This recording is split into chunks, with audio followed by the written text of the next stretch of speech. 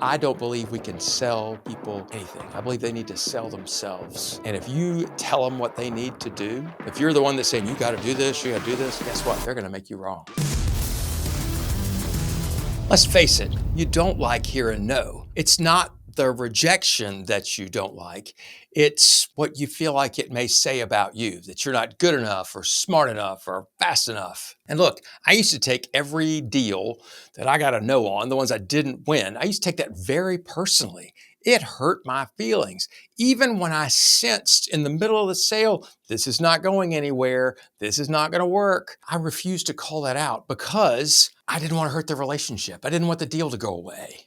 I wanted to believe, right? Have you ever been in that situation where you got this knot in your stomach and you don't feel like it's going anywhere, but you say, maybe if I just hope enough, this one will work? Well, guess what? By not understanding that no can be your best friend, your second favorite word, you're probably screwing up more deals than any kind of a price problem you ever have. I'm going to offer you three things, three ways you can reframe what you think about no and how to handle those things in a sales call that can make all the difference in the world. And you can take those things and use them and save more time, be more efficient, and make more sales than you ever dreamed of. Number one, the number one thing that you need to do to kind of get used to the idea of no or be okay with no is to set up at the very beginning when you're talking about how we're going to handle things. Let's make a decision at the end of this meeting. Set it up. Here's what it sounds like. Typically, at the end of a meeting like this, we're deciding whether or not you sign a contract, whether or not you hire us to do something, whether or not you send us off to do some sort of study, right? Let's figure out whether or not it makes sense for us to do that. And if you're not sure, if we're both not sure it makes sense to take that step at the end, let's call it a no. I know what you're thinking. I can't do that, Walker. I can't tell them they can say no. Yeah, you can. Here's how you level the playing field. You're the most honest, most transparent you'll ever be. Hey, listen, let's figure this out. If you're not sure you want to move forward with what I'm proposing at the end, I promise you won't hurt my feelings. We can just call it a no. Anything less than you think it's a great idea, let's call it a no. How about that? Guess what you just did? You took all the pressure off. And the number one thing that kills deals, which is a lack of trust of the salesperson, well, you just increase trust. You just increase trust because you made this, I'm okay if you tell me no. I'm completely okay if you tell me no. I want to embrace no. It's my second favorite word. Like I said, I hear it all the time because if it's going to be a no, I'd rather hear it in the first sales call than at the end of the seventh sales call when I've wasted a whole bunch of time giving away a bunch of free information. No is my friend because no means a decision has been made one way or another. And we decided at the beginning of the call that we were going to make a decision about X. We decided that at the very beginning. And by the way, what's the title of the people we're supposed to be calling on, no matter what business you're in? Decision maker, right? So what's their job? Make decisions. So think about that. Let's set it up at the beginning. Hey, is it okay if we make a decision in this meeting whether or not we do X? Anything less than you're thinking that's a great idea, let's just call it a no. So how do I get more comfortable with no? Make it an option, put it on the table, be okay with it, and know that no early can save you a ton of time and a ton of heartache. It also builds big trust when you're transparent enough to tell them, I'm not going to chase you down the block. I'm not going to try and change your mind. If it's a no, it's a no. It's perfectly fine. Number two, I want your goal to be to disqualify your prospect. What? Disqualify my prospect? Yes, disqualify your prospect. How many people that you meet with at the very beginning, right? The beginning of the time when you first start talking to them, how many of those end up turning into yeses, to sales? Probably not a lot. Probably not a ton. Let's just say you're great and it's 40%. That means 60% of people aren't buying. So when do you want to figure that out? Sooner or later? I want to find out sooner, right? So my whole goal is to disqualify the prospect, just like they are trying to disqualify what I'm trying to sell.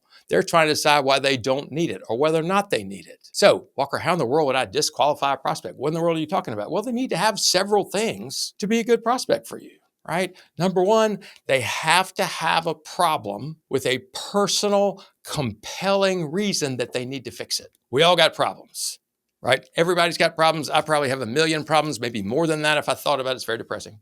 But there are only a few that I have the bandwidth, time, energy, give a shit to fix. I've got to decide I'm not going to make decisions. What I'm going to put first and what I'm going to put second. What I'll tell you is if somebody doesn't have a personal compelling reason to make a change, they're probably not gonna, and you're wasting your time. So number one is if you can't discover a personal compelling reason why they have to change, right? You find a problem and then you have to discover what are the consequences of that problem. And then what are the personal impacts of those consequences? If there are no personal consequences, personal impacts, if they don't care, if it's, yeah, I could do it or I don't have to do it, you just have to see, not really sure. I mean, how much time do you want to spend on that? Me, not so much. The second thing they have to have is a budget. And certainly it's money, other is time to spend, and maybe it's resources they might have to spend to make this thing happen too. Great question. If they don't have a budget, great question. Do you have a budget? And they say, yes. You say, okay, cool. How much is it? And they give you a number and you say, okay, what if that's not enough? Second thing, they could say, no, I don't have a budget, which could mean any number of things. They don't have a idea in their head. They don't have a written thing down. They don't know what it costs, or maybe they have no money. I want you to respond, okay, so how would we proceed if you don't have a budget? Just take it literally. And the third one is they could say, yes, but I can't tell you what it is, or yes, but I don't know. So then you could begin to work with things like brackets with ranges where you can say, somewhere between, typically it could cost other people like you between X and Y, or even in the ballpark. Do you think something like that would work? The last thing we got to figure out, the third way we can disqualify somebody, by the way, if they don't have a budget, don't want to spend the budget's not reasonable, right? Or they won't be available for 2 years. No reason to talk to them now. Third one is how they make a decision. What's their decision-making process? Came up with like 7 questions for their decision-making process. Number 1 is, when were you hoping to make a decision? Number 2, why then? All right, I want to see what is the immediacy? What's the urgency of this? Question number 3 is, who else besides you needs to be a part of this meeting, right? So maybe you learn that they got to send it to Korea or somewhere to get approval. You can decide, is this something I want to work on or not? What are my chances of getting this? Maybe they say, I got to bid this out to 17 people. Who else are you talking to? Well, who else has to approve this? Right? Good question. Next thing is, what would you need to see from me to be able to make a decision? Some people might need a 1-pager. Other people might need 60 pages or 600 pages of specs. You get to decide, is that something you want to deal with? And the next is, who else you're talking to? And then how are you going to pick? Learn all these things before you jump in the mix, before you agree to give them your pricing, before you agree to do all this consulting for them. We don't want to do free consulting. Free consulting sucks. If this is not that important to fix, or they don't have any money to fix it, or they're unreasonable about the money they have to fix it, it's not going to do it, and they can't find more. Or number 3, the decision's 2 or 3 years off, or the process is too entangled and you don't want to mess with it, or they're sending this out to bid, like I said, with 17 different people. You can make a decision. I don't think we're going to be the right fit. Know that it's okay for you to tell somebody no as well. You have just as much right and authority to say yes or no, whether or not you want to proceed at any step. If you recognize your chances aren't very good, you can make a business decision to move forward anyway. But I would tell you, if you realize your chances aren't very good, you don't have an inside edge of any kind, you're probably not going to win. How much time do you want to spend there? Me, not so much. The last thing, and you've heard me kind of reference it in the last piece, is to follow your own process. Your buyer has a process, right, that will lead you where they have all the control. And here are the steps of the buyer's process. Step number 1 is they ask you about price. All right, if you get through step number 1, step number 2 is they invite you in and they'll ask you a whole bunch of questions, and they're going to be, very nice, and they're going to smile, and they're going to ask you questions, and you're going to want to show them how smart you are. And then they're going to tell you to put it in writing. You're going to do all that. Some people it takes 5 minutes. Some people it takes 5 days. Put all that stuff in writing for me and get it to them. All right. Step number 1, ask about price. Step number 2, get free consulting. Step number 3 is where they look at what you have and you're prepared to overcome objections, but they don't give you objections. They say, this looks pretty good. I like what you've done here. Really thoughtful. Good stuff. Heard good things from you. And we're patting ourselves on the back for being so smart. And then they say, I need to think about this. Or I need to check with another vendor. Or we don't know when we're going to start this project. Why don't you call me back next week? But apples to apples, all things being equal, this looks terrific. We walk out of there and we think, hell yeah, I got one. They love me. They said nice things. They said I got a shot. I'm in. This is if you follow your buyer's process. right? And then you spend the next several weeks following up and they disappear. Then you don't even hear no. If you follow your own process where you stay in control, and it begins with what we talked about at the very beginning, where you manage expectations as to what is supposed to happen in the meeting. How much time do you see us spending today? What were you hoping we could talk about? Here's what I want to cover. If I get the feeling we shouldn't be the right ones to help you, will you be okay if I'm just straight with you and tell you so? Do you mind doing the same for me? If you're not certain you want to buy what we have or make a change, you mind just shooting me straight? Typically at the end of a meeting like this, we're figuring out whether or not it makes sense for us to, whatever, for you to sign a PO. Are you okay if we decide that in today's meeting? They say no, you say, okay. Other times what we're figuring out is whether or not you hire us to do some kind of a study or an assessment, blah, blah, blah.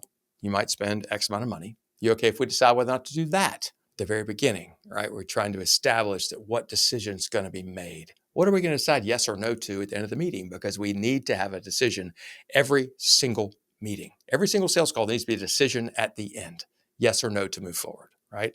Come to a decision. We're going to say, yes, we can decide. We'd be happy to decide whether or not we spend $5,000 to do a study about how to do this, right? So basically they're paying you for a proposal. And you can say at the end of this meeting, anything less than you're thinking hiring us to do a study makes a hell of a lot of sense. Let's call it a no. I want you to push for no. Be proud of no. Reach out and encourage no. Why would I tell you to do that? Because I don't believe we can sell people anything. I believe they need to sell themselves. And if you, the salesperson, tell them what they need to do, if you're the one that's saying, you got to do this, you got to do this, guess what? They're going to make you wrong. It's our job to follow our process, to understand what problems they have, if any. Are those problems personal and compelling enough for them to fix? Do they have a budget? What's their decision-making process? And then what do they need to see from us?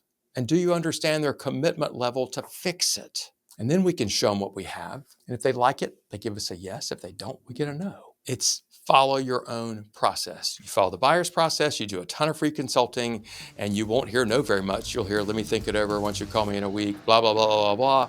And you get your stuff shopped and you won't close many sales. And it's hard and it sucks and it's no fun. Don't be afraid of no. Let no be your friend. Set it up so that it's easy for the buyer to tell you no, because it's going to be no when you want to know.